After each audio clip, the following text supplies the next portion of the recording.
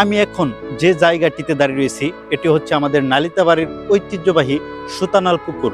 নালিতাবাড়ি সদর থেকে প্রায় 10 কিলোমিটার দূরে কাকরকান্দি ইউনিয়নের শালমারার নিকটবর্তী মধ্যমকুড়া গ্রামে অবস্থিত।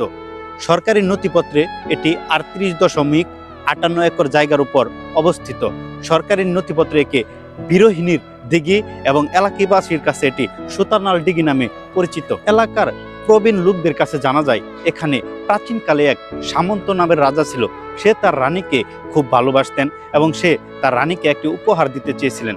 তখন রানী বলেন যে তুমি আমাকে এমন একটি উপহার দিবে যার নাম ধরে আমাকে সবাই চিনবে এবং সে স্মৃতি হিসেবে আজীবন থেকে যাবে। তাই রাজা সিদ্ধান্ত নিলেন সে এক রাত এবং একদিন ধরে সুতা কাটবেন এবং সেই সুতা কাটার পর সেই সুতা লম্বায় যতটুকু হবে এবং প্রস্থে যতটুকু হবে সেই পরিমাণ তিনি একটি দিঘি খনন করবেন এবং সেই দিঘিতে এলাকার মানুষ গোসল করবে এবং পানি পান করবে এবং পানি পান শেষে রানীর নাম স্মরণ করবে।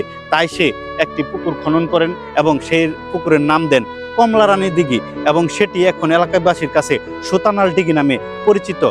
এখানে প্রতি বছর প্রচুর মাছ চাষ করা হয় এবং এলাকার মানুষ এবং দূর দূরান্ত থেকে মানুষ এসে এখানে টিকিট কেটে মাছ মারেন এবং এটি এলাকা মানুষের কাছে এখন একটি দর্শনীয় স্থান নামে পরিচিত। তাই আপনারা যারা দূর দূরান্ত থেকে আসতে চান অবশ্যই সুতানাল পুকুরে এসে ঘুরে যাবেন। ধন্যবাদ সবাইকে।